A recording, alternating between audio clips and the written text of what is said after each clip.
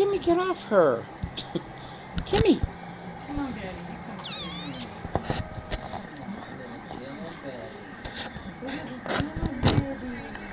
Oh, you can wait here. Your Nana's on. She loves you, too. Yes, she does.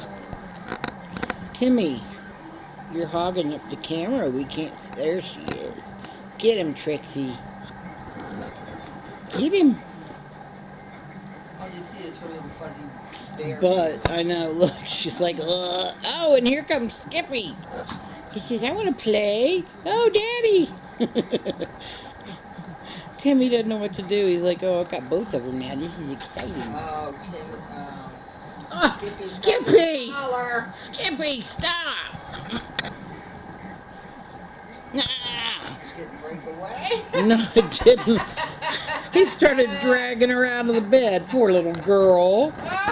He's so bad. He is naughty. Well, we can't. She was asking me why we didn't have pictures of Betty or the other mother, and I said, "'Cause I can't get any good pictures." I can't get anything. I mean, even when she was a baby, I really don't have any. I don't have any baby pictures of her.